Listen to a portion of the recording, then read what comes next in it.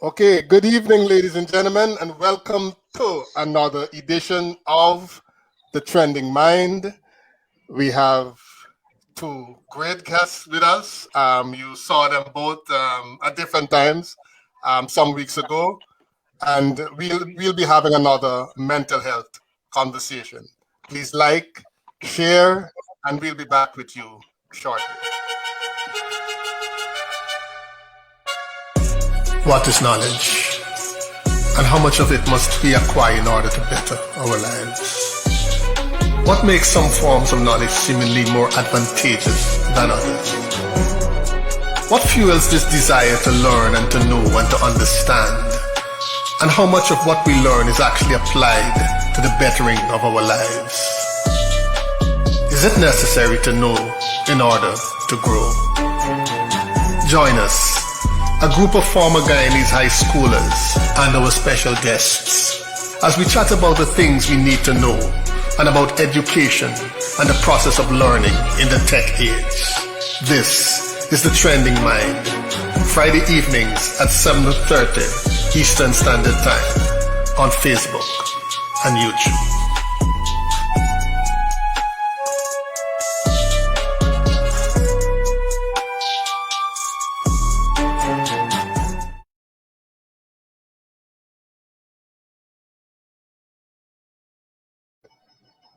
All right.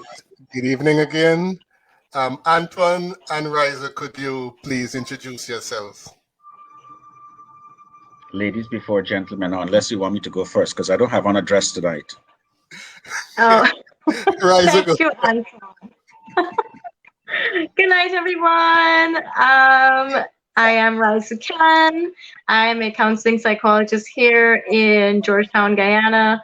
I am the founder and owner of Anira Counseling and Psychological Services here in Georgetown. And I work with persons, at least across Region 4. I have had some persons from other regions come in, which is great. But I work with adults, teens, children, couples, etc. And I help support persons through their mental health challenges, social challenges, etc. Okay, great. Thank you, Antoine. Raisa. So my name is Antoine Craigwell.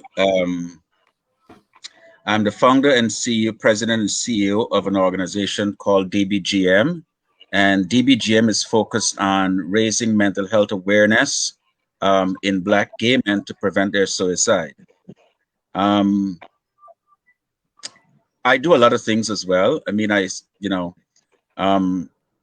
talk about LGBT cultural sensitivity. I talk about mental health.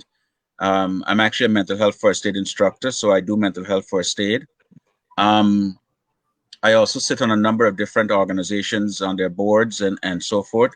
And actually, our organization is in the process of putting together an LGBT People of Color Global South Summit that we are looking at LGBT people of people of color who live along the equator and in the global South, which we argue are the largest sub-demographic population in the world.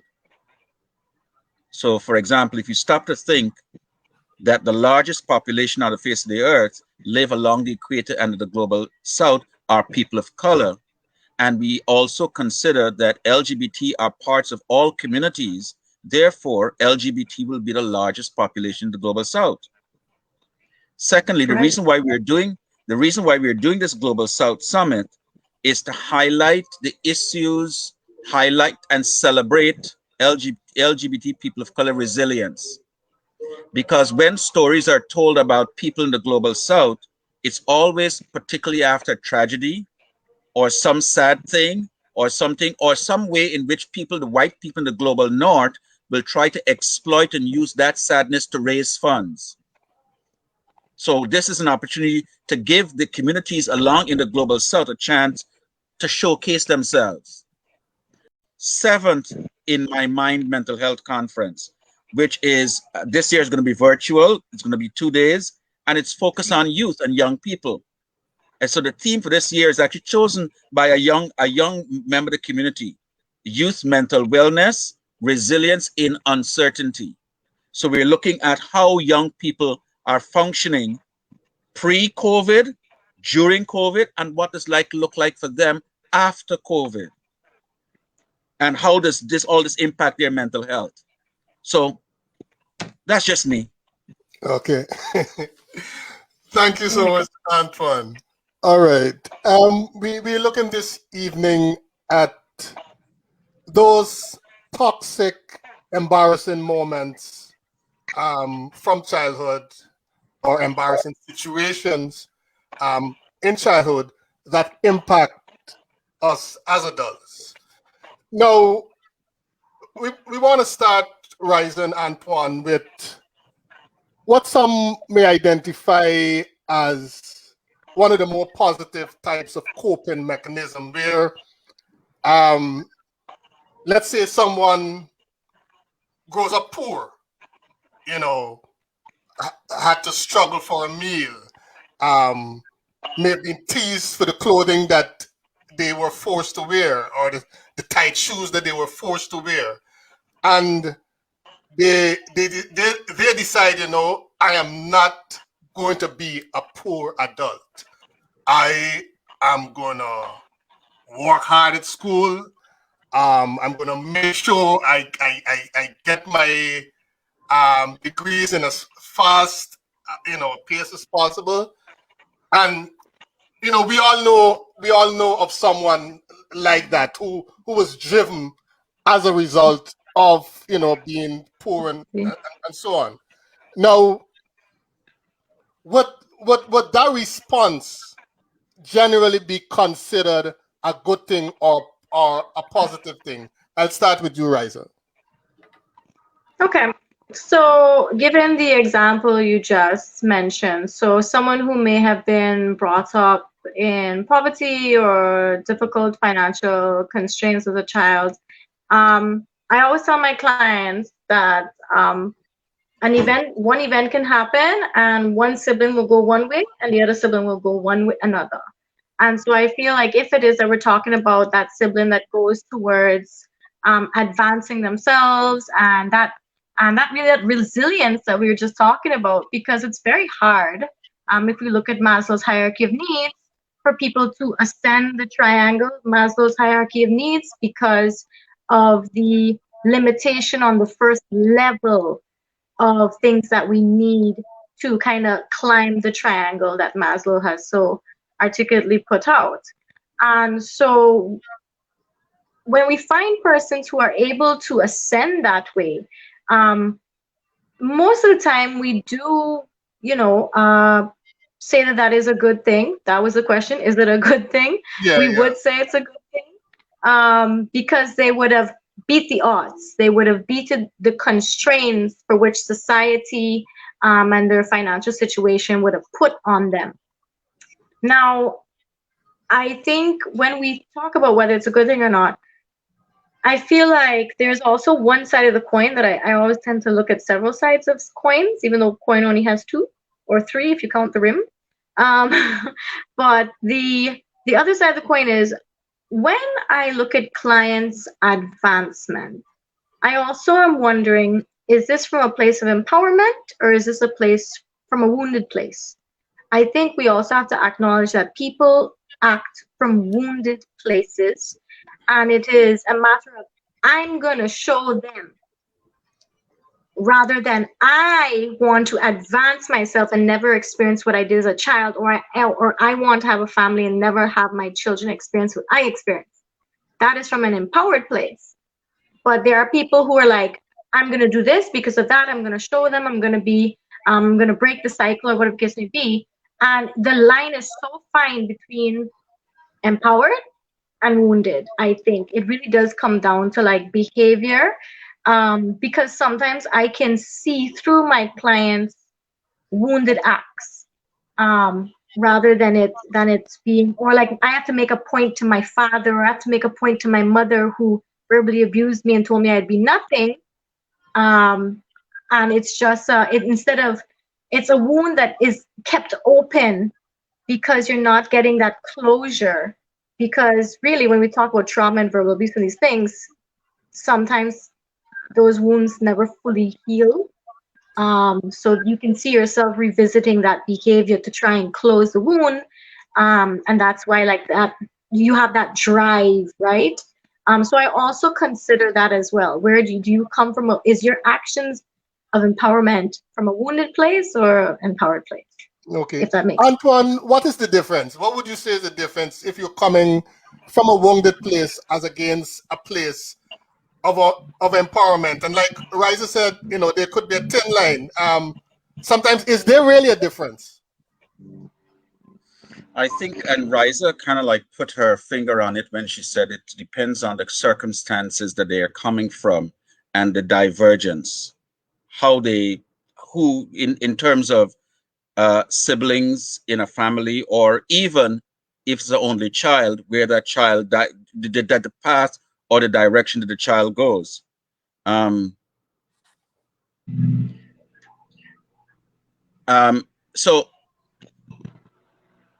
and I was just smiling just now when Riza was talking about Maslow's hierarchy of needs,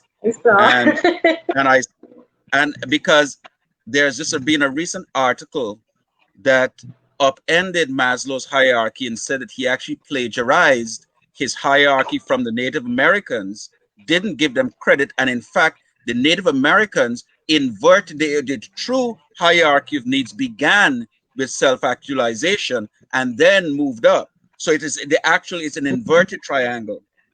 However,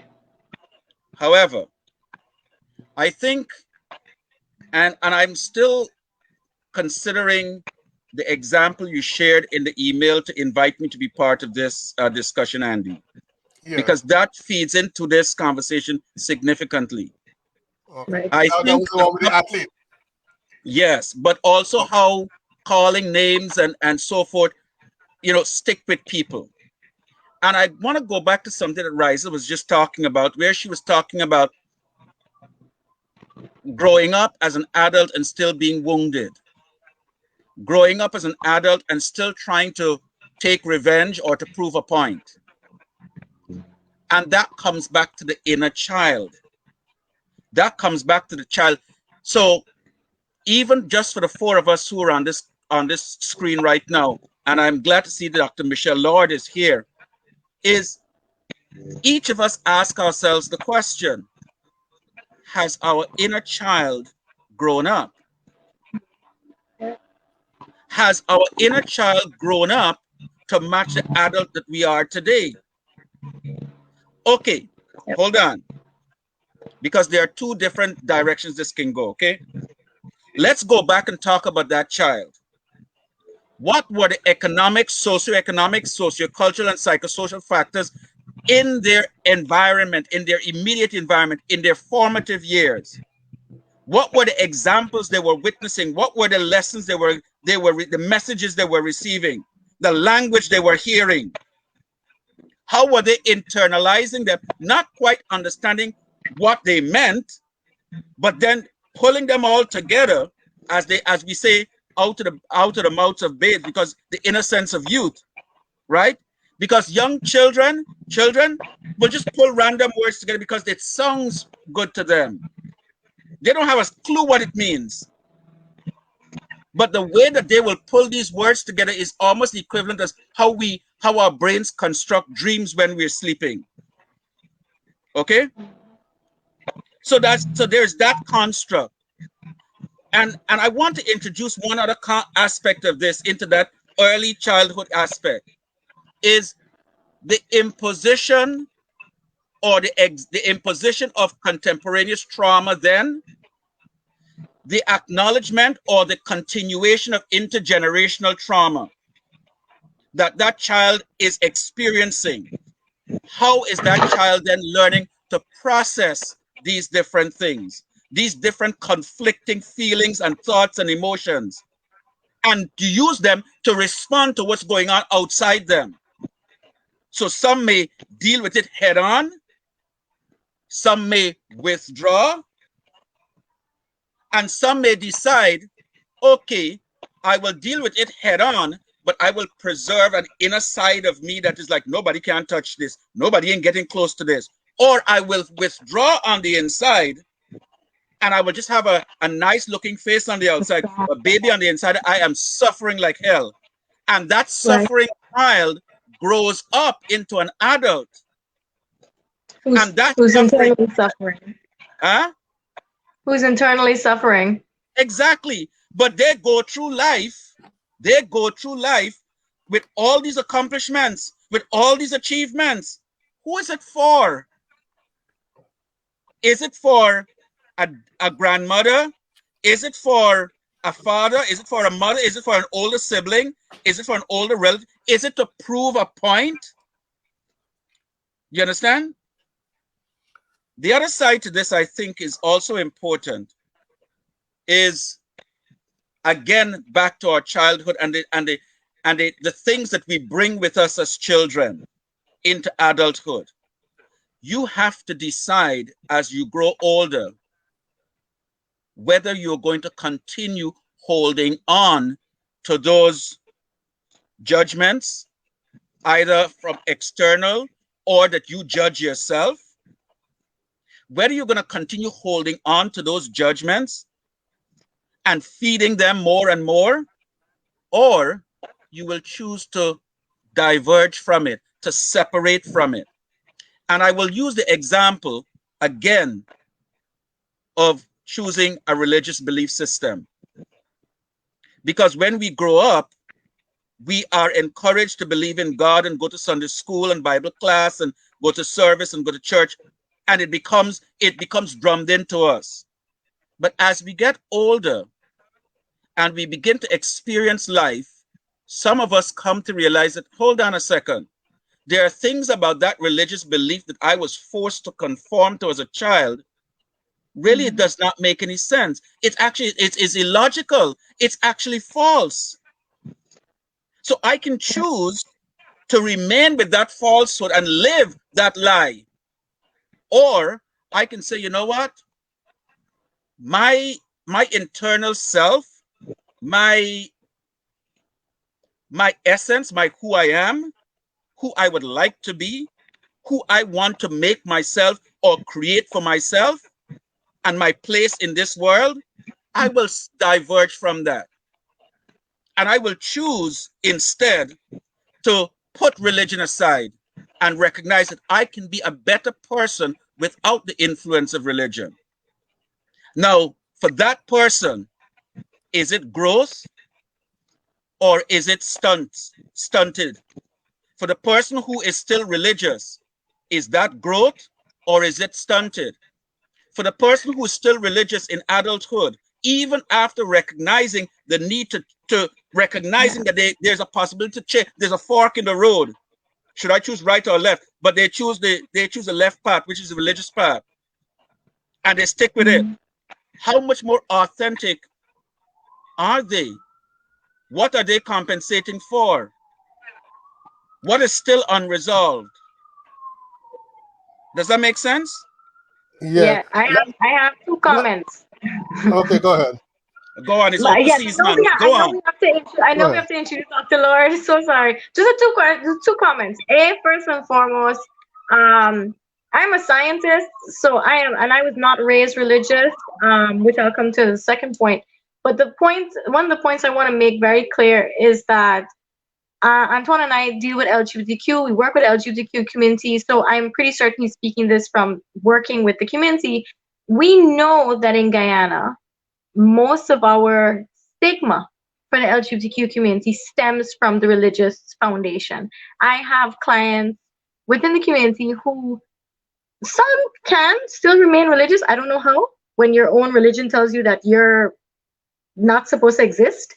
But essentially, I have clients who are literally torn apart because religion tells them they shouldn't exist, who they love, they shouldn't love, that their identity is flawed, that they're ill, that they need to be exercised, all kind of things. Actually, Equal Guyana will be doing a live maybe next week or two.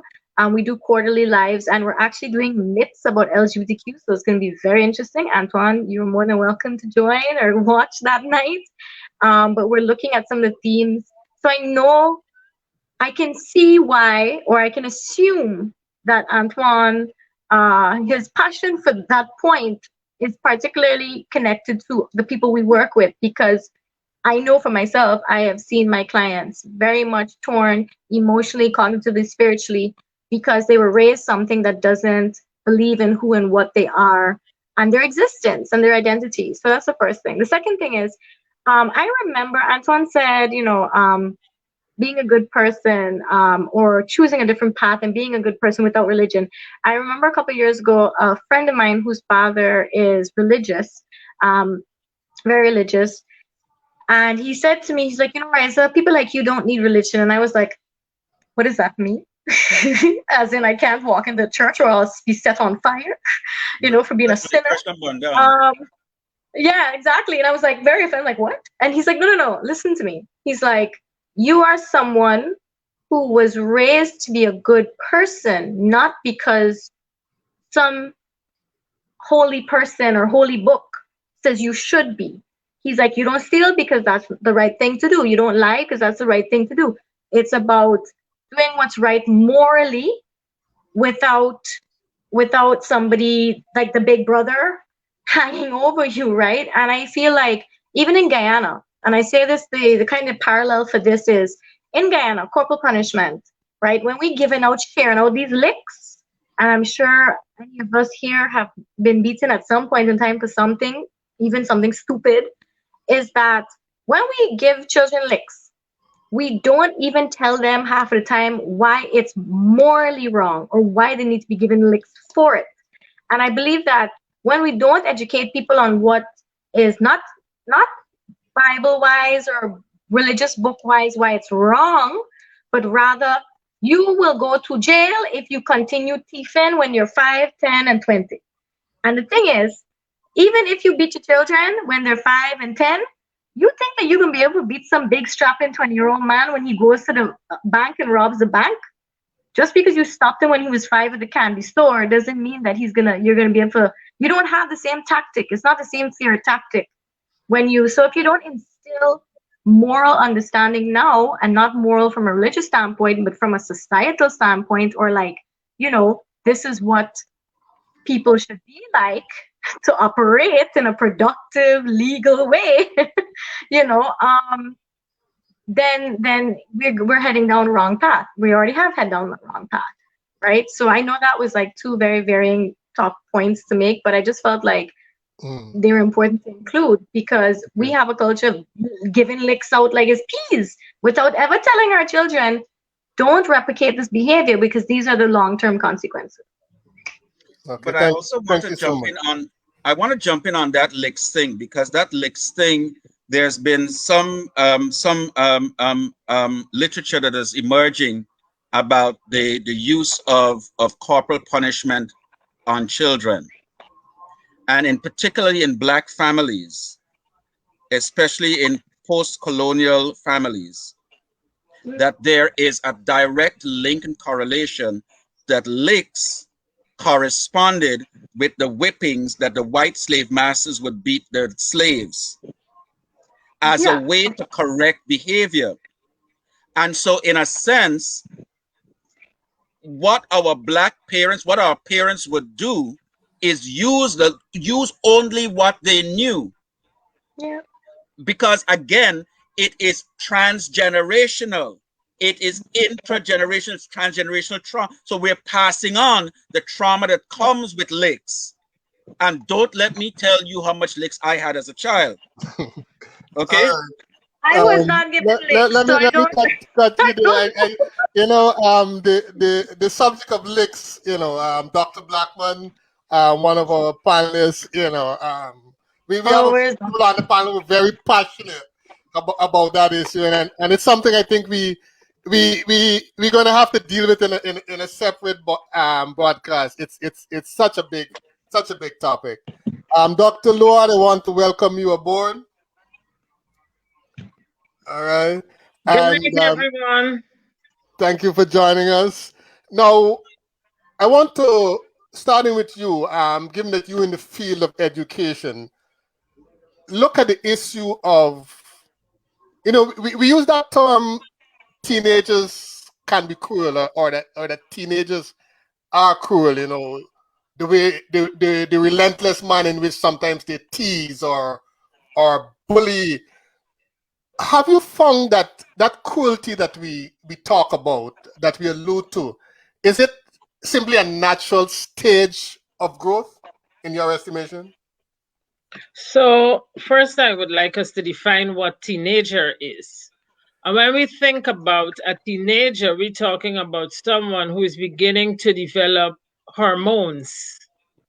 And those hormones are creating within itself a conflict. So that child now has a conflict within themselves as to, am I a grown person? Do I like how I feel? What is happening to me? I am, in the case of a female, I'm beginning to get these big hips, these extended breasts, you know. I don't like it. I don't like how I'm feeling. Today I feel happy. Tomorrow I feel sad. You know, the men, my voice has changed. I'm sounding like, you know, and maybe it didn't change in the manner that they wanted it to change. So they have those pains that they are grappling with, and hurt people generally hurt people.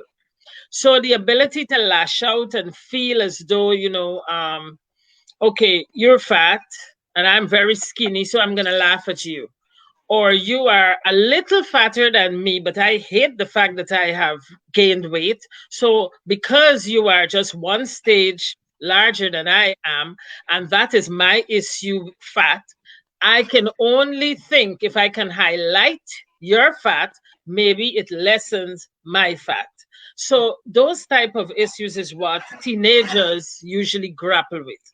And it is a phase that they go through.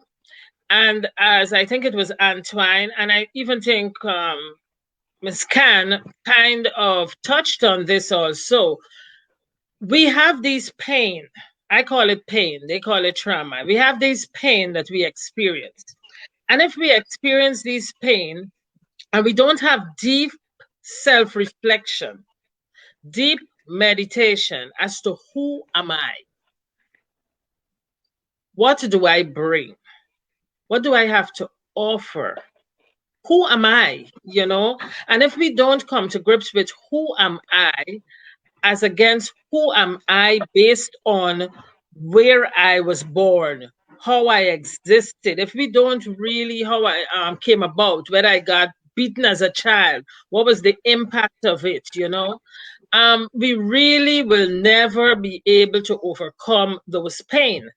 I usually say to my teachers, because, you know, I have a lot of teachers from the Caribbean, and they tend to want to say, like, we did good when we were home, and this worked for me, and why it can't work for these kids. It cannot work, and it will not work. And you did not do good. You are convincing yourself that you did good. But could you have been better? You know, they don't seem to see past that. And I say to them, I received so much licks for this and this as a child, but I never saw why it was wrong.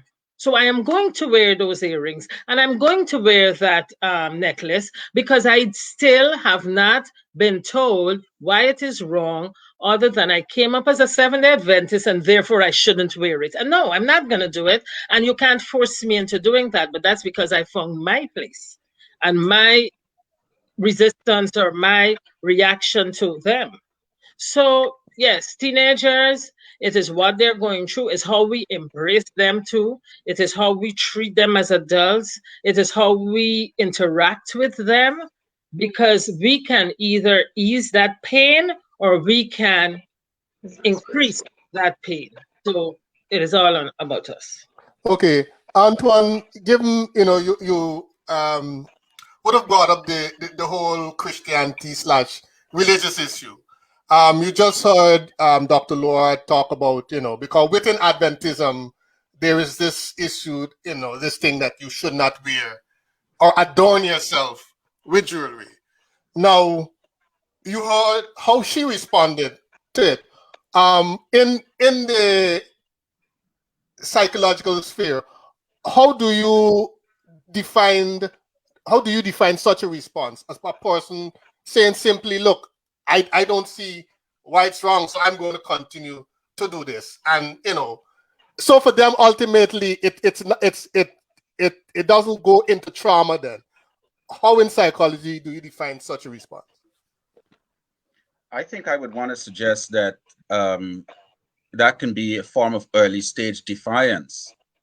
And it can also be seen as a form of early stage asserting one's individuality or one's identity, or the beginnings of doing that.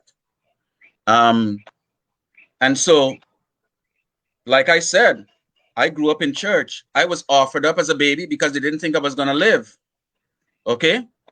So I was offered up at Wesleyan Chapel, Wesleyan at Pilgrim Holiness Church on Main Street in New Amsterdam. Okay? And then I spent time in Elim, and I spent time at St. Andrew's and All Saints Church. So every morning I was at Elim, and afternoon I was at All Saints. Okay? So it's all day. And I tell you, let me tell you something. My mother used to make me put on this horsehair suit and the pants. I used to have to wear pajama pants underneath that because that thing would itch bad. And I couldn't scratch anyway. But I think it is the lessons that we are taught from the beginning, from early on.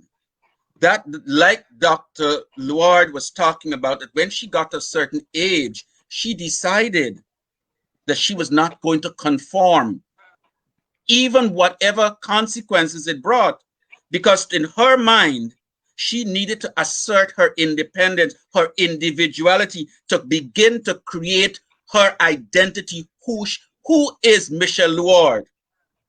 You understand? Mm-hmm.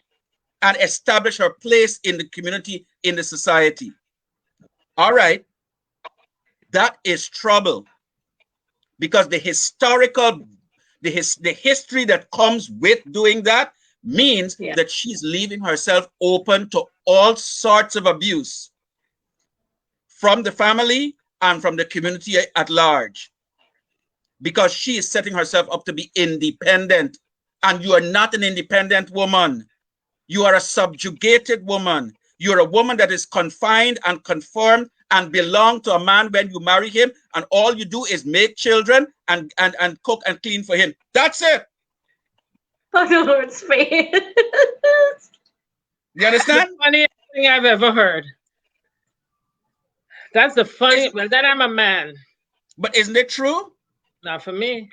No, but I'm not saying you particularly. I'm just using your example. What society felt. Yes, how society will interpret you going against them to assert yourself. Yeah. And go on, Riza. No, I was gonna say well, two things again. In the sense of when we find our clients stepping out of the conformity of their homes, whether it's religious and culture, even who you're marrying and stuff like that, you do set yourself up for abuse, but also disownment. Like, I've had clients fear of disownment, whether it was their identity or sexual orientation, or even who they ended up marrying or wanting to marry. And I remember having a client where we were talking about, they were in a biracial relationship, and they were like falling apart because they're like, oh my God, my family's going to disown me. Like, they're in love. They want to be with this person. They're happy with this person, but they prefer them to marry someone within their own family. And I thought that I had to kind of play like this, what we call in therapy, confronting in a caring manner. And I was like, and I had to play kind of devil's advocate. And I was like, if you are to be disowned, what would that mean for you? Right? What would that mean for you, your identity?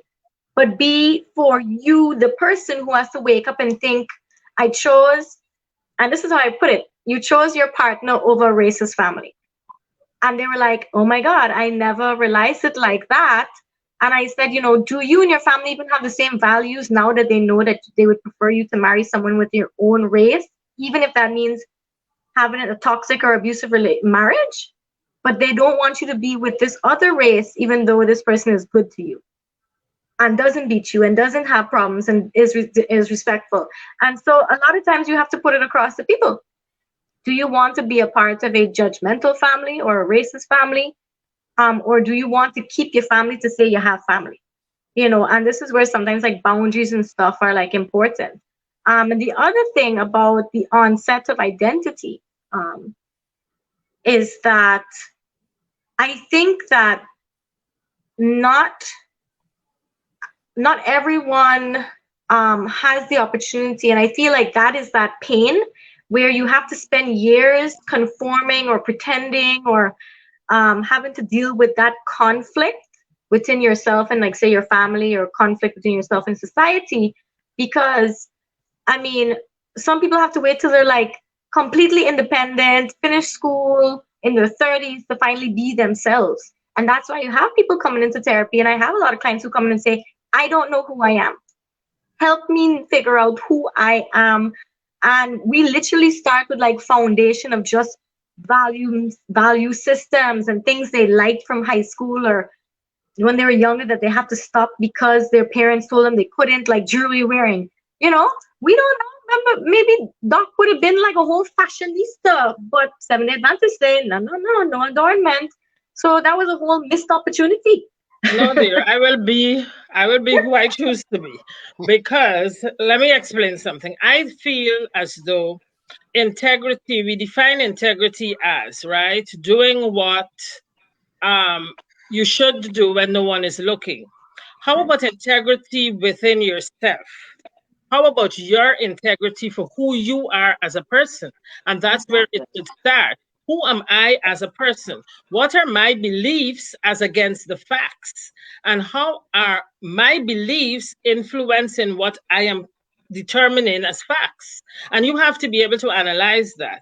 And if I was unable to do that, then I would really not be able to be who I am today, given the society I came up in. Because when you think about people taunting you, or about people, my mother was a teacher, and of course I went to school with kids whose parents were lawyers and doctors, and automatically, whether they did something for themselves or not, they consider themselves as a higher bracket than you are and more intelligent than you are because they happen to be born into something, right?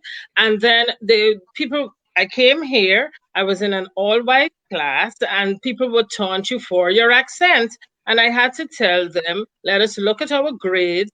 When I write English, I write standard English, forget my accent. Until now on Facebook, we have the Facebook critics who will just sit around to test people's grammar despite them not moving past the first degree if they got that far. So to me, people have their own issues to deal with, and I'm not going to let their beliefs determine what is a fact for me or for life or for what is to happen. At the end of the day, I believe all four of us have one life. And if we have one life, then we need to choose to be happy within this life. Okay. And if someone loves you, they need to love you for who you are. And if they love you, they need to understand that you need to be happy. Then what is love?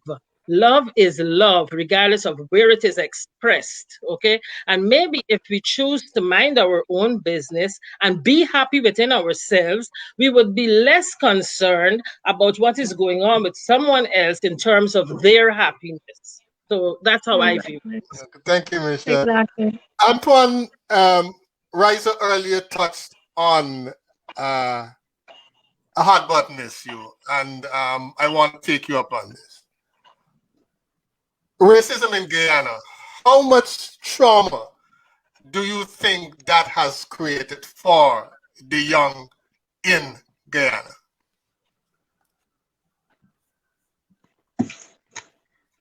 This is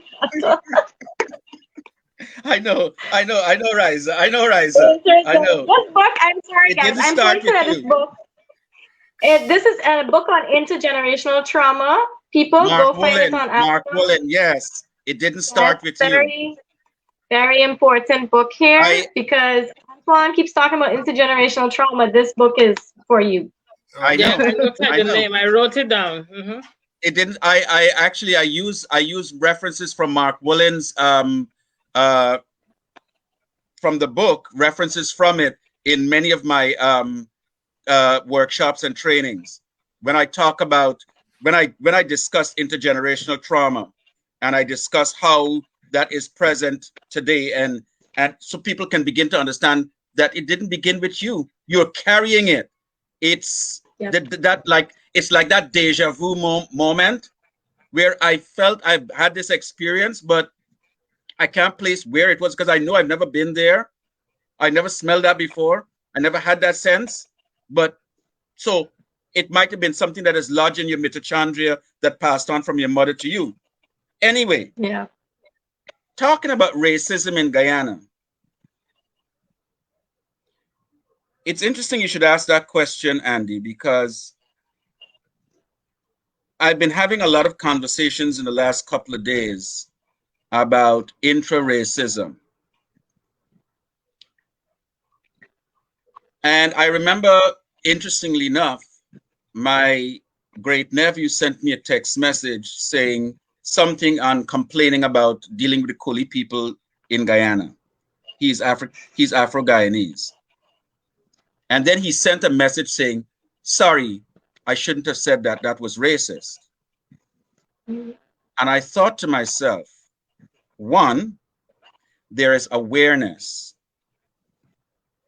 But two, more importantly, is that he is subject to and a victim of the internecine racism that the British colonialists legacy that they left in Guyana, where they pitted Black against Indian and vice versa.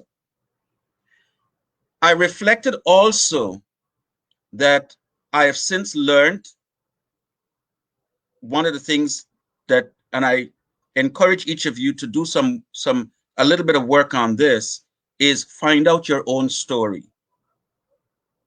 Find out your own story. What is your own story? And how has that story through generations impacted who you are today? And so I was able to find out a little bit about my own story. That when my mother was pregnant with me, she was put out of her house because her mother thought that the child that she was going to get would have been a light-skinned child, and she didn't want another light-skinned child in the house. So she put my mother out of the house, pregnant with 2 children. And my mother went from Essequibo to Demerara to Georgetown back to Berbice, looking for a place to live. And this was at a time in Guyana when Blacks were killing Indians and Indians killing Blacks indiscriminately. And I wondered if my mother, one, didn't think once about aborting me, or two, the stress of the events that she was surrounded with how it was, the amniotic sac must have been really strong in her belly that she didn't miscarry. Okay? But yet, she traveled with me in her from place to place while all this strife was going on. And that helped me to understand some of my own behaviors and attitudes today. That it came from a place or a point of pain and violence that I experienced in utero. You understand? And so my thing about race and racism in Guyana, it is continually perpetuated. There is clearly no desire to break that cycle because it serves both races to their ends for their purposes as long as it can be perpetuated. As long as they can maintain the British separation, segregation, and feed off of each other, they will continue to do that. Consider, for example, the possibility, as remote as a piece of ice in the ocean, of a mixed race president of Guyana. Somebody who straddles both Indian and Black worlds. Would he or she be accepted? Would he or she be forced to choose which side or who they're going to favor, who they're going to give benefits to? Okay? This internecine racism that exists in Guyana needs to stop. But the younger generation coming up, in as much as they may be inclined to repudiate it, in as much as they may be inclined to reject it because this is not who I am, I don't feel this way. I accept everybody for who they are. Lesbian, gay, black, Indian, whatever, I don't care. But racism, like homophobia, is learned behavior. So in as much as a teenager or a young adult might say, no, I accept Riza for who she is. I accept Dr. Laura as for who she is. I accept you, Andy, for who you are, even though you're a black man. I don't mind, I accept you for who you are. But it is the internal, it is the formative years where I heard my mother or I heard the neighbors talk about, oh, you know, them coolie around the corner, around the side there. Or I heard an Indian in the market say, don't wear them black people. Them black people ain't no good. But I've been hearing this as a child, so I begin to internalize that. And as I get older, I start to make my own decision about divisions. I start choosing which communities I will identify with for my survival, for my good. And it is then that I will practice racism. Does that make sense? Yeah, Riza, do you have 2 points now to come back at me now? No, I was going to come to Riza. In dealing with this kind of trauma, what I know in the Guyanese situation is that this kind of situation is both on the side of race, and there's also the class issue. All right. How do you address someone who either, you know, like you were talking about, they're in love with someone from the other race, and you know, there's this real big tug of war, all right? Or they're from a family, a mixed family, but they're the darkest in the family, all right? Yeah. And it has been a struggle from day one, you know, being, you know, as being Guyana would say, everybody has red people in the family, and they got this dark skin, and they come to you, all right, as adults, still feeling the, you know, the trauma and the weight of this experience. How do you approach that as a counselor? Right. So that's a really good example because I have had that. I actually, within the first like 6 months of me working, I had someone who was in the community. So we were dealing with LGBTQ impacts of things like guilt and shame. And then that was exactly this case. Everyone else in the family was like red and light skin red, but they were the darkest one and they got the worst punishment. They were also the eldest, which I've talked about in other lives about like how birth order and siblings and so on interact and stuff like that. But they were the eldest. They were the darkest, and the darkest is like maybe Antoine's complexion, you know, and yeah, and so I'm saying you're not that dark, Antoine. But like that was considered dark. Would somebody please grab Riza while she's still alive? Would somebody please grab her? But I'm using their words. I use back, especially in these kinds of topics, I use my clients' words because that is what they are conveying to me. I am not putting a biased opinion or on that. That kind of thing. Someone said, which sibling got the softer hair? Exactly, right? And or the best, or the the best hair, the good hair, the good hair. The good hair. That's a good hair, right? So and actually in Jamaica there's a whole other term for that. I'm not going to use it, but anyway, so a separate thing altogether. But so I did have that, and one of the things we have to tackle usually relatively early on is the same thing. What is related to the reason why, like the email said, you know, when you said, come on, let's talk about embarrassing memories, right? Shame has a powerful place in the way we operate, the way we understand ourselves, the way we treat ourselves, the way we let other people treat us. And so one of the things we really have to deal with is that power that shame has on us. and not really our own shame, because people just don't wake up and say, well, I'm ashamed of everything I am. It is placed upon you. Just like embarrassing moments and embarrassing memories are placed on you, so is shame. And thus we have to then sit there and untangle how shame over the years, whether it was verbally being abused, and we have this, and Antoine said it, whereby you have to decide when to put aside what people have said about you. And I always tell my clients this: your perpetrator has left the building. Why are you letting the record still spinning? Why are you still hearing those things on this record about who you are and what they believed you to be or what they wanted you to be, and you couldn't conform? And so I feel like a lot of it has to work through the things they grew up hearing. Do they believe it? What is the evidence for and against it? I use CBT. What is the evidence for and against that you are XYZ? You know, that you're stupid, or that you're incompetent, or you can't succeed in life, or because of your race you won't get far, or because of your race you will get far, right? And so I feel like those are just some of the thematic things we go through when looking at shame. And shame could be for anything: your orientation, your race, an embarrassing moment. And one of the things that we use in therapy with shame is not rather getting them to believe that they're perfect or this wonderful being. That's great. We want to start with that. But we also want them to see that, hey, you may not be perfect, but so is not the person who called you incompetent.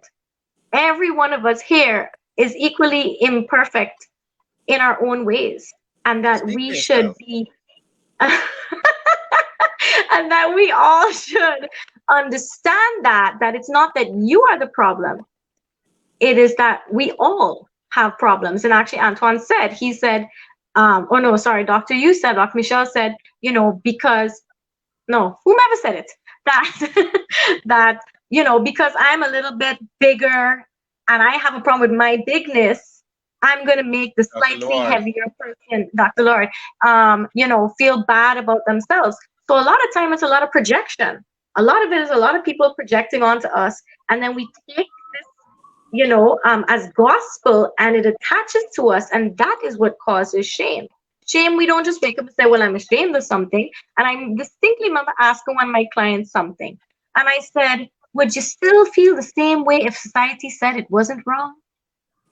Would you still feel the same way if we validated you when you had a chance, when you had this opinion? You know, and they were like, yeah, no, it'd be totally different if I was not made to feel like a freak. Okay. But I also want to jump in on something that you're just talking about, and I think Dr. Luard indicated talk about it as well, is, and this is coming back to your original premise or question for in the email about how the shame or the embarrassment in childhood or young adulthood, teenage years, carries through to adulthood, is that from a neuropsychological perspective, when that incident occurred, it created in your brain a memory, and that memory was a traumatic memory that you then carry with you, because you are never going to let this happen to you again. You are going to do everything in your power to protect yourself, to defend against this happening to you again. Nobody is going to make fun of you. Nobody is going to embarrass you. Nobody's going to call you a name. Anxiety is a defense mechanism. What do you say, Riza? Anxiety is a defense mechanism that your brain and anxiety make a pact, and anxiety is like, I'll protect this person, but you have to keep me here. Yes. And as I was going to comment just now, is that how many people do we have living in our brains rent-free? Okay?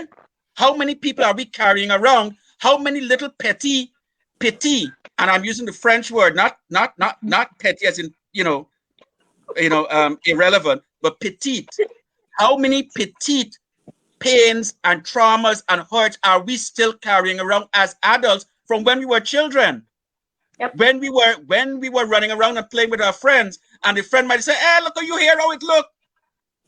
So then from then on, from that moment when that acquaintance or friend made a comment about your hair, the next day you said to your mother, you need to comb my hair properly. My hair needs to be, we need. So from that day, your hair became your central focus to maintain that nobody ever again in their lives will tell you anything about your hair. The other thing that Raisa was talking about with the good hair that somebody mentioned just now, the good hair and the light skin versus dark skin in a family. Let's understand where that comes from. That also has its roots in slavery. That has its roots very present in slavery. Because when the Black woman who might have been brought into the master's house as a laborer, as a slave, as a cleaner or whatever, and was brought in, and then the white man decides he's going to sexually take advantage of her and rape her, she gets pregnant, she gets a baby, which the master recognizes is my child. I don't want my child living in a logie out in the cane field. I want my child to live in the house, even though my child will still be a slave and sleeping on the kitchen floor, my child will still live in the big house. The child may be now light-skinned, Black. The mother has come to terms with the fact that she is not going to be close to her child. So what is she going to do? She's going to love her child from a distance. And her status in that community out in the cane fields has just elevated a little bit because she's got a representative in the master's house.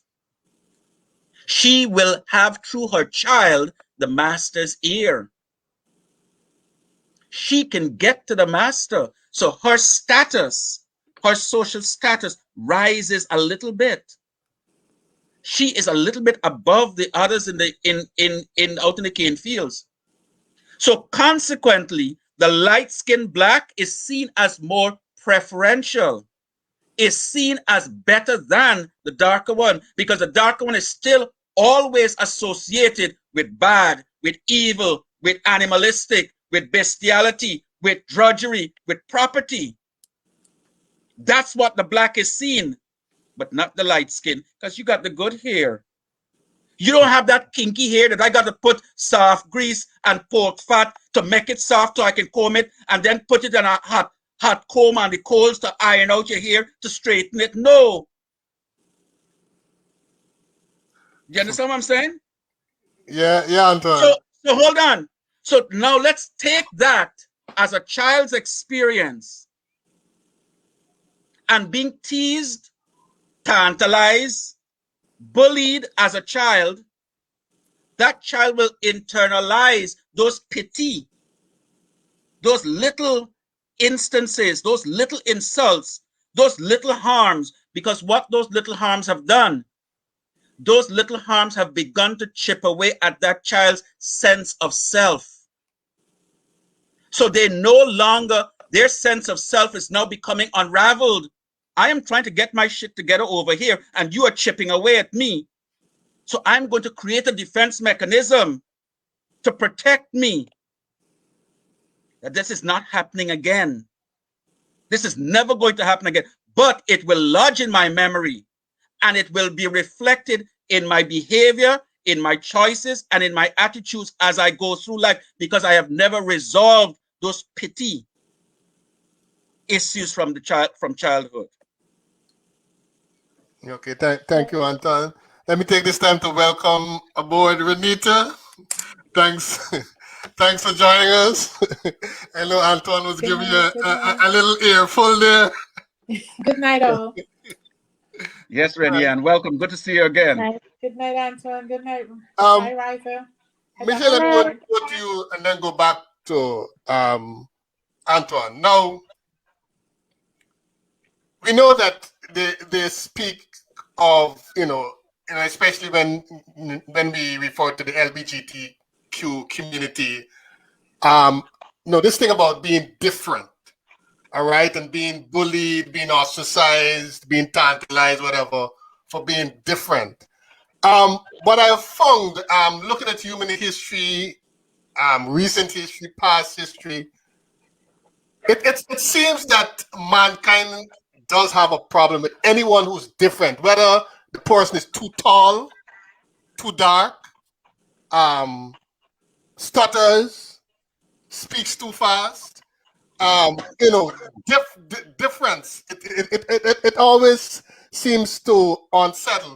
How do you guys deal with that within the educational sphere in terms of advising students and so on?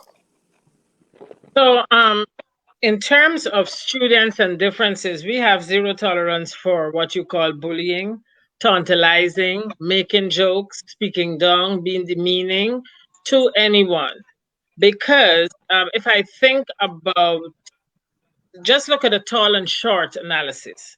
If I think about a tall and short analysis, a child who's entering a classroom, being the tallest person in the class, that child automatically within themselves have their own sense of insecurity, like I'm the tall one or I'm the short one. And when you enforce that, when you now underline it, when you now make a statement out of it, you create further trauma and pain for that child. So what we try to do is incorporate everyone. However, let me speak to a facade or to the fact. So on paper, we say we're incorporating everyone.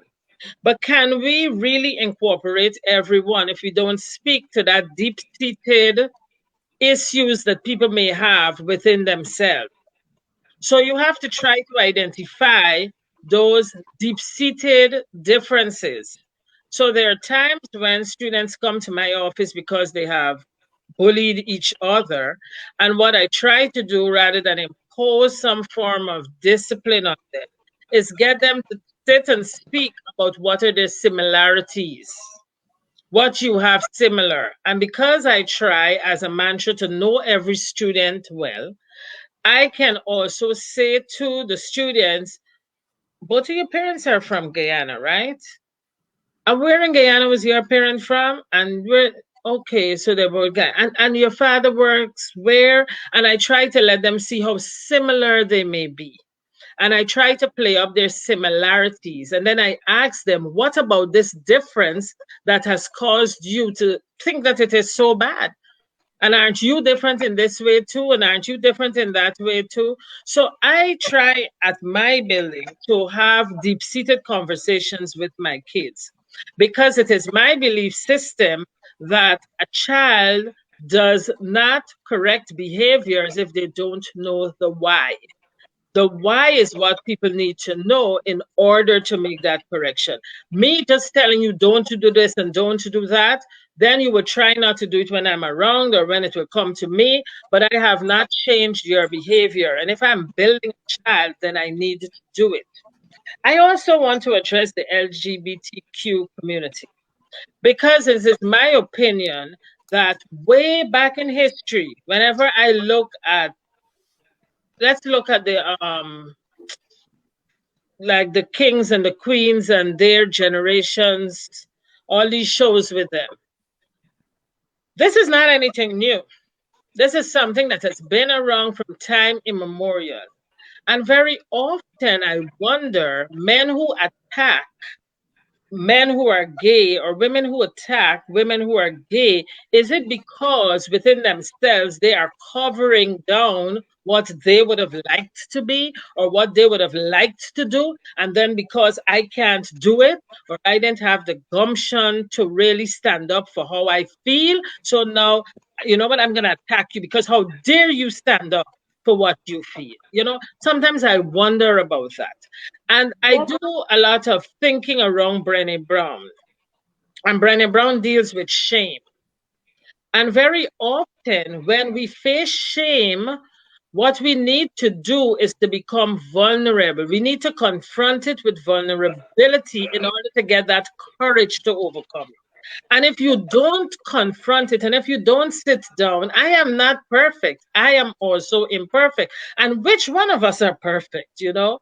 So because I have my own imperfections, I need to reflect and fix those imperfections. And then I really don't have the time to really find out your imperfections and try to fix you because I'm busy fixing me. And I think that's where we need to focus. on exactly. Okay. We need to.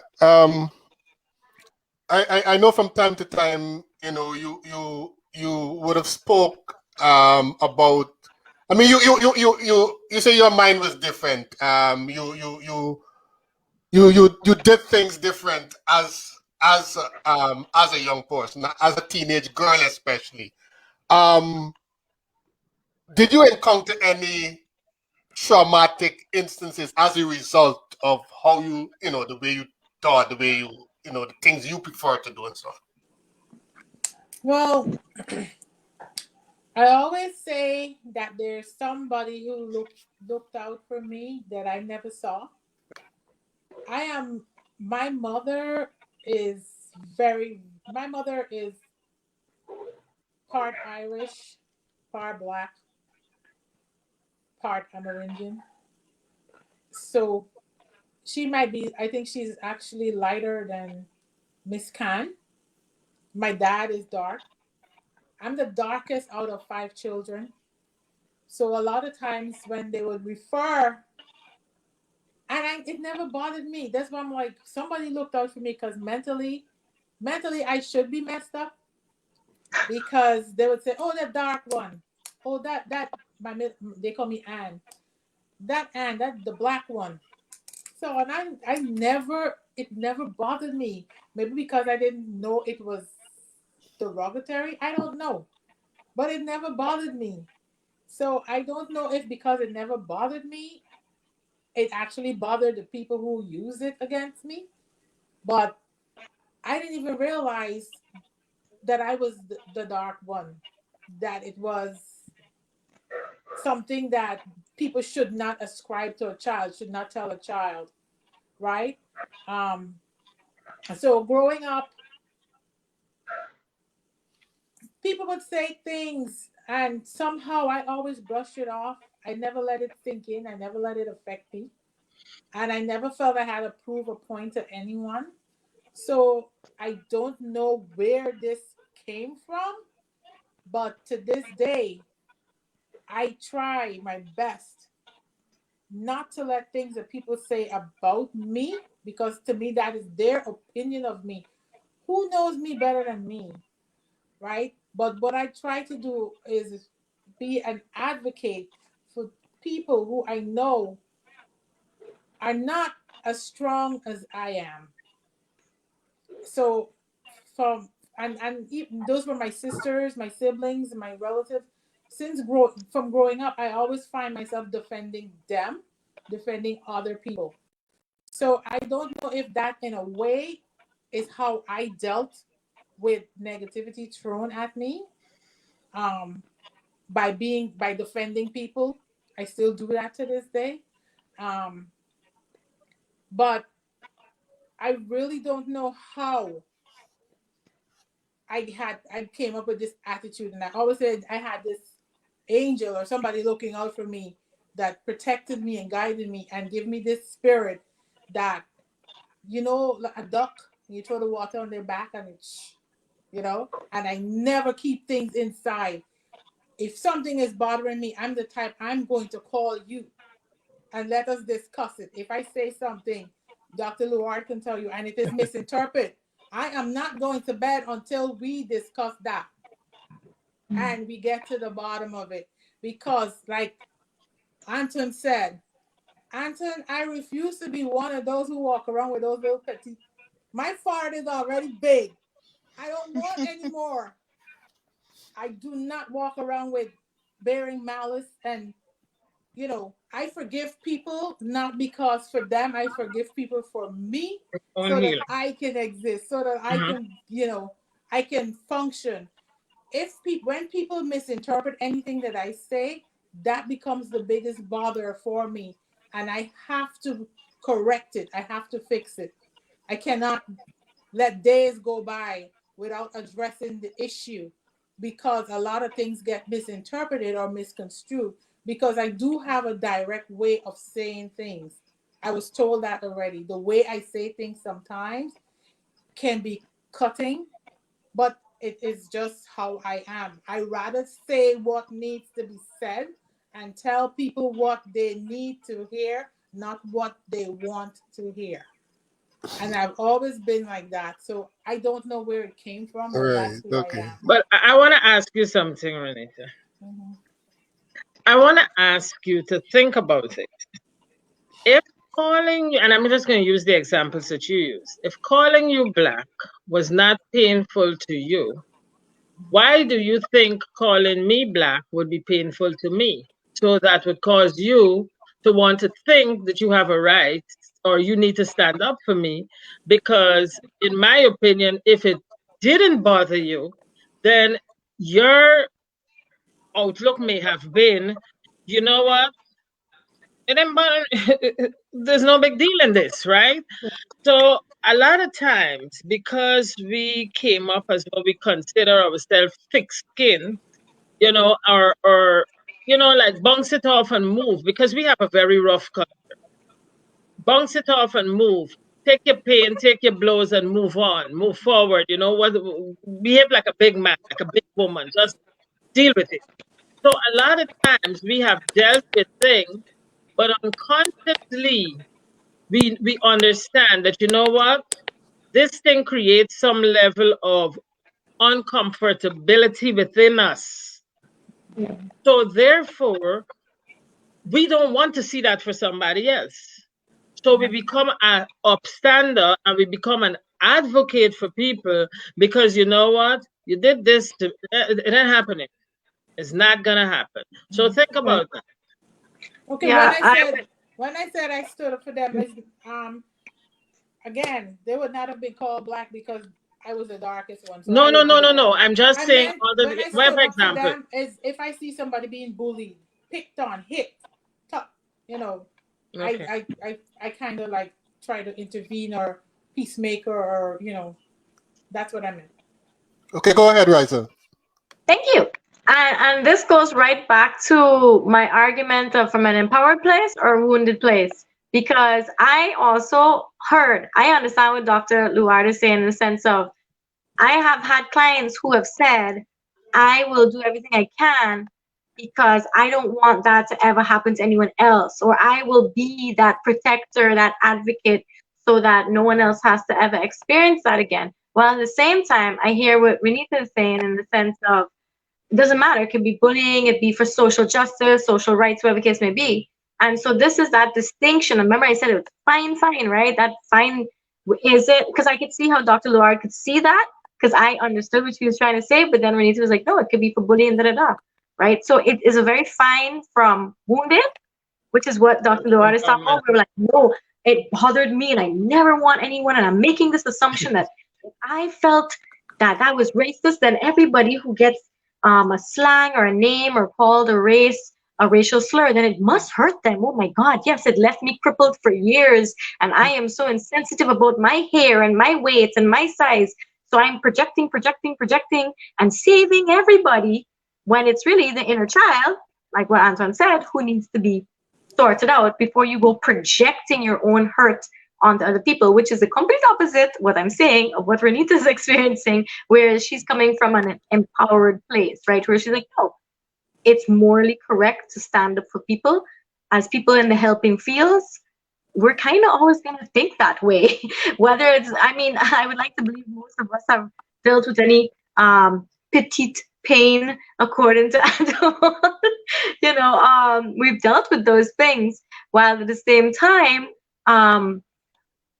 in the helping field, yes, it still is coming from a wounded place in some cases. And that's why, like, for example, as psychologists or educators, we have to be so well aware and self-aware of ourselves and our interaction, because we can be triggered and things into expending a lot of energy into things that is was That never don't need asked to for. be. And you don't need to be. And actually, it also reminds me of what Antoine said in terms of, like, for every time someone is called something or bullied or told, like I saw someone in the comments talking about picky hair, that comment, and how that stuck with them for a long time. If you think about as every time you have a comment that you don't agree with or a slur or something given to you, you expend X amount of energy. Imagine what a lifetime of comments is doing, that weight of extending this energy, then it's not hard to see that people do experience mental health. It is crippling, because you're expending all this energy on these things that you just, like I told my client earlier, a boulder on top of a boulder on top of a boulder, right? So let me ask you something, Ms. Scan. Yes. How can you determine the difference between an upstander and somebody who is wounded? Can you determine that? Or is it that that person has to come to that place of self-reflection to understand it? I mean, my thinking is an individual would know whatever it is for them. And that is why I believe in asking a question rather than saying, well, you know what, you did this because this is this, right? So for me, when I'm dealing with my students or even my staff, I ask a question that allows, and I don't really need an answer. What I really need is for that individual to self-reflect on the question and come up to the whatever answer it is, and then seek whatever supports or resources may be available for them to seek. Or is that correct? Or can you determine where it has come from?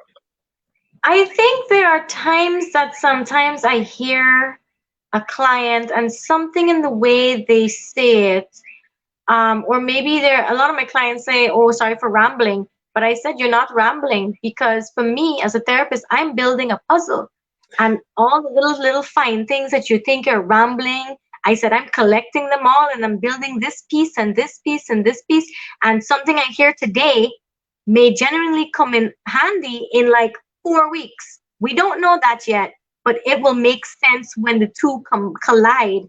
And so a lot of times, we are usually, that's why therapists, we have to pay a lot of attention. We have to listen, because we don't know when that little tidbit is going to come back and make sense of something you said in the first session. And so, yes, sometimes we can tell, depends on how they say it. Some clients will just straight out say, like, I know I do these things because, those are like self-actualized, insightful clients who can say, no, like, I don't want to be doing this. I feel compelled to do it, and I don't want to do it anymore, or I know I do it because of how I was treated, whatever. No, like, that's a rarity. But the question is, can I recognize, or is it up to them? I think that, yes, there are sometimes that we as persons in a helping field can hear for it, but I think it's also, the work has to come from them, not me. I can show you that, okay, I've spent X amount of weeks with you. It sounds like this is a recurring theme. What do you feel about that theme? Do you think this is true? Correct me if I'm wrong. And sometimes most of my clients are like, yeah, that's actually pretty spot on. I never really thought about it like that. And then I say, okay, so what do we do about it? Like, what next steps, or whatever is the next solution or pathway. But I think that I can pick it up, but it's also for them. They can pick it up as well, but it's also for them to pick up and move with it. It's all good and dandy if I give you all this self-actualization and paraphrasing and give it back to you, but if you don't do anything with it, it just sits right there, because then I'll be like, hey, you said that you realize this, but you're still engaging with that person. Why do you think you're still doing that? Wounded. Wound we need to rehash.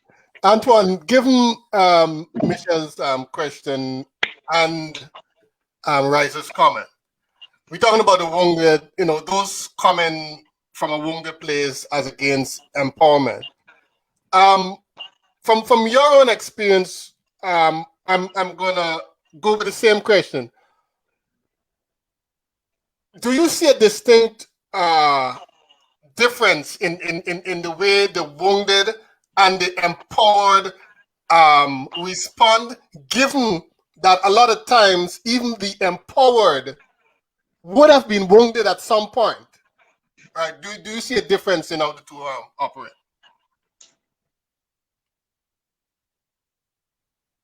Antoine spoke about that earlier, though, when he said that how you could be appearing empowered, but you have wounds and petite pains underneath it. No, what I'm really saying there is that sometimes we go through pain. It's like, okay, it's like the pain that comes from learning to ride a bicycle, right?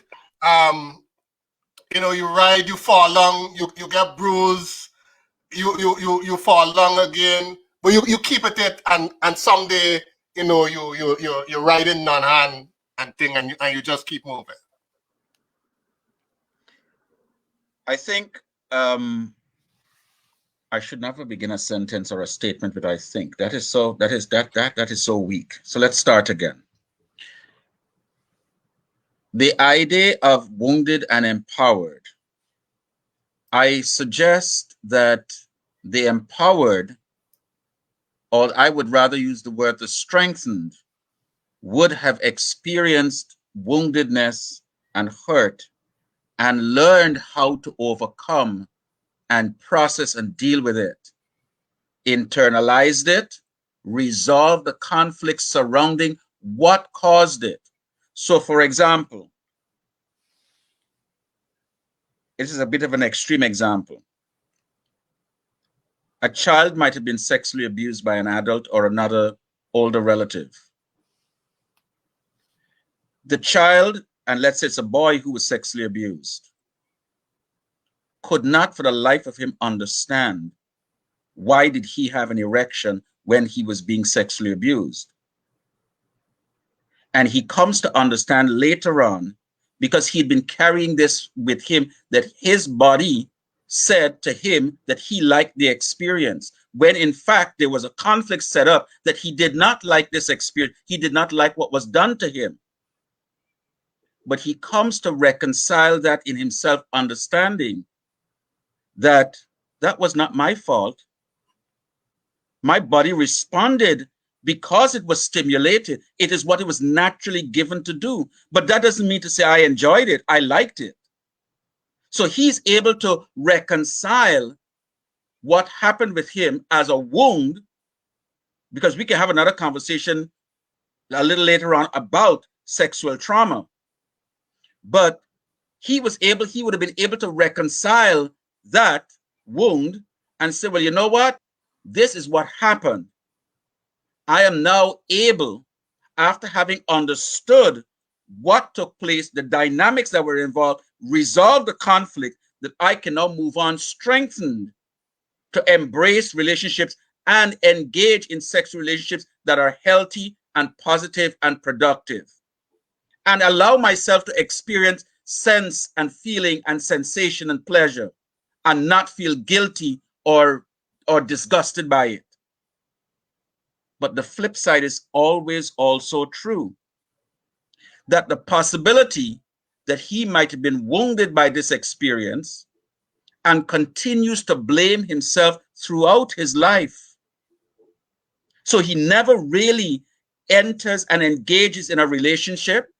He never really enters and engages in fulfilling and satisfying sexual experiences and enjoys the pleasure of sex, because it is always from the perspective of that wound, that pain, and every time for him, it's as if it's happening every day over and over again. And he continues to blame himself for it. You understand? So for the wounded person, it's how they are able to heal, what internal processes, as well as what drawing from what external opportunities existing, are they able to harness, pull in, and say, you know what?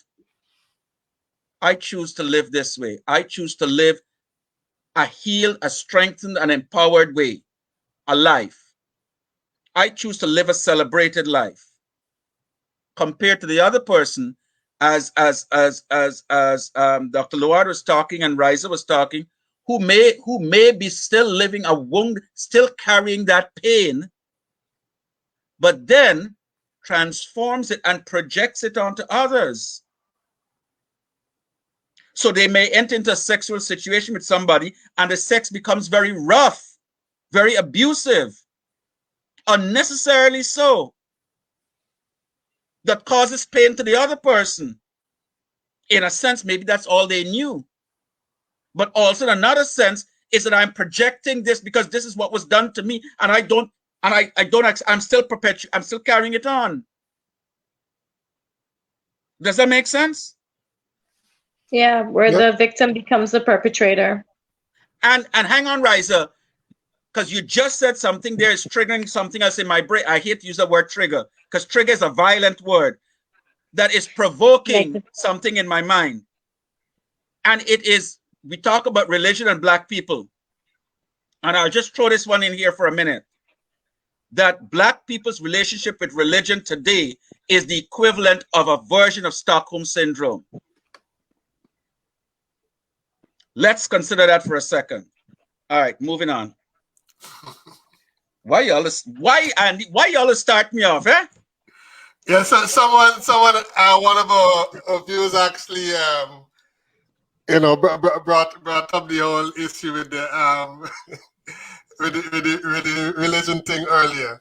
All right, time has come upon us, so we have to move to the closing question. This has been very interesting as always. To Antoine and Riza, a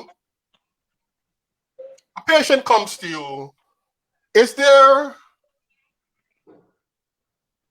okay? They seem to have adjusted, reasonably well from whatever trauma you and that patient would have worked through. Do you ever come to a point where you would advise a particular patient and say, that particular career, that particular path, given the type of trauma you experience, we would not advise that you go there? For instance, do you ever encounter a client who wants to become a psychiatrist or a psychologist? And given the nature of their trauma, you have to advise them against it. I'll start with Antoine. I am not sure I would talk about advising them, because advising them is imposing a thought process on that person. What I would suggest is, if we're talking about your trauma and you're expressing a desire to move into certain areas or study or fields or career, I will talk with the person to ask them, you tell me, while reflecting on what we have done together on the conversations we've had, reflecting on how you have progressed in your healing, which you think is the best path for you. Yeah. And I will encourage that person to use a Jesuitical process of discernment. For the Jesuits, they advocate discernment is being like a weathercock, poised on a pin that you blow where the wind blows. Mm-hmm. Or in making a decision, to understand the impact of that decision on your life, if the decision and its impact sounds to you like water dropping on a stone, then it is not right for you. If it's water dropping on a sponge, then it may be right for you. So I would encourage the person to do their own evaluation, their own reflection about the trajectory of their lives, the circumstances, the histories, the traumas. How have you come to understand and reconcile these internal conflicts, and placing them now in perspective to your surroundings, to what you want to do, to where you want to be, to how you see yourself. Using discernment, how can you get there? How can you make the optimum choice that will be beneficial for you at this moment? Because remember, we're always given to second guessing ourselves. And it's the second guessing that does the more harm than trouble than we can ever begin to tell. Yeah. So whatever decision it is that you come to, be given given the facts, as Dr. Luard would say, or given the current circumstances, be satisfied that you made the right decision at that time, given what you have. Okay. Anything you want to add to that, Riza?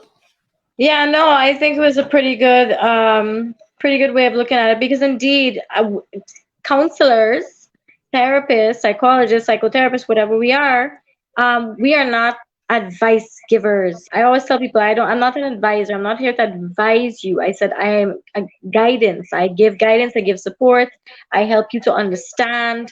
And that's exactly what I would ask my clients, do you think you are ready to be where I'm sitting now? In the sense of listening to other people's traumas, taking that home, and being comfortable and capable to go right back out there and do it again. And hearing things that, are you comfortable enough with your triggers? Are you comfortable enough with your coping? Are you comfortable enough with your self-care? Are you confident enough that this is, a path that will be more fulfilling rather than draining? And I kind of get it across to them like that. I again, the same, asking them to make the decision. If it is that, people can do their own guesstimations of their evaluation, their own, what they feel they're ready for. The reality is, people, again, I know this is like the unofficial theme of tonight. Do you want to be in this helping field from a wounded place or an empowered place? Are you here? I have had people tell me, my clients tell me, that they have some friend or some friend who said when they've done social work, they go in and become a counselor to better understand themselves. That was the word. I'm going to become a counselor, or I'm not a counselor, psychologist, so I can heal myself. That's not the way to heal yourself. Because in the midst of that, while you're healing yourself, you're so hyper-focused on only picking up the cues and the information for yourself, you forget that there's a whole bunch of other things you got to learn for other people. And then you go and you sit there and you're projecting your things you learned for yourself onto people when they need to know about, you telling them about A when they need to know about Z. But you didn't listen to Z because it didn't apply to you, because you were doing it from a place of empowering yourself in that moment rather than learning to empower others. Does that make sense? Can I ask a question, Miss Can? Yes. During your listening session, has anything been uncovered in your memory, your childhood? And I want to use the word that Antoine didn't want to use.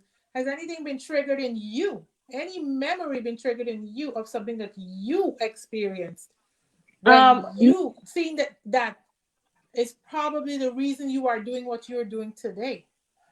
Right. So I know I have, obviously, like most people, experienced what they call as in petite pains, or little T's and big T's. I don't think I've experienced any major big T's, I like to believe, but I don't even like to use the little T and the big T concept, because that is subjectively telling you that your T is little and my T is big.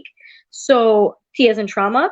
But before my program, we have to go into therapy. So I actually sat in therapy for 16 sessions before I even went into my internship. And I had 11 months of supervision, and I currently have a supervisor now. So there's very rare that I have been triggered, because personally, since I was about 10 years old and could properly read and wanted to read the newspapers, all I've been reading about is the things that I work with now: abuse, violence, sexual assault, children, trauma. I've been reading about trauma since I was about 10 years old. So for me, it's not shocking to hear some of these things. And because I don't have those traumas, I'm not pulling from a wounded place, if that makes sense. Yes, but it thank does. you. Yeah, that's Thank why you. I asked, because like I said, maybe sometimes people might think I come across pain-free or so, but it's not that I'm pain-free. I always Right. say, I don't know how I am this way, Yeah. but Protective factors. Somebody or something was a protective factor. That's what I said. Yes. And I realized, not that I said I was never, not that I was never pain free. I realized keeping the pain and dealing with the pain wasn't productive, wasn't getting me anywhere. It was draining. So I decided that, you know, that is not for me. It doesn't work for me. Yeah. You know, holding on to things. I rather hash things out, talk things out. We could either disagree or agree to disagree. We could either agree, come to an opinion, but at least when we leave each other, we should be walking away with respect for each other. And that's all. Or at least some clarity. The thing is, you can try and explain yourself as best as possible. That doesn't mean that person is A, listening, and B, looking to understand. Looking to understand is also important too in a discussion. Right, but that's them. And if when we finished, at least I You did your part. Myself. Mission accomplished. Yeah, you did your part. Exactly. All right, guys, we've come to the end. I mean, I really would like to keep going, but we've come to the end. And Antoine, you have a very strange posture there. Are you thinking up of another jargon piece of jargon to lend to the trending mind? Because we collected a few from you this evening. Anyway, thank you so much, Antoine, for taking your time out. Thank you again, Riza, and I hope both of you would be, you know, very okay with coming on again. Should you have the time and should we reach out? Renita, please close us out. Like I said, this topic is very important.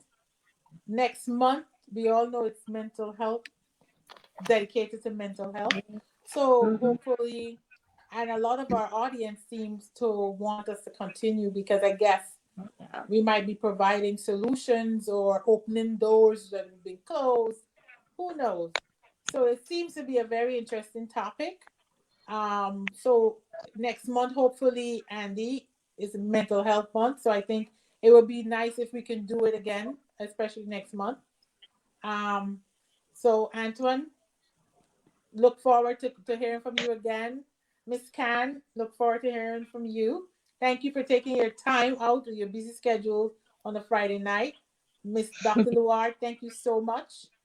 And again, we look forward to hearing from you, our audience, as usual, our viewers. Thank you for your questions, your suggestions, and your comments. And everyone, please stay safe and have a great weekend. Thank you, everyone. Well, good night, all. Good night. Good night. Nice meeting. What is knowledge? And how much of it must we acquire in order to better our lives? What makes some forms of knowledge seemingly more advantageous than others? What fuels this desire to learn and to know and to understand? And how much of what we learn is actually applied to the bettering of our lives? Is it necessary to know in order to grow? Join us, a group of former Guyanese high schoolers and our special guests, as we chat about the things we need to know and about education and the process of learning in the tech age. This is the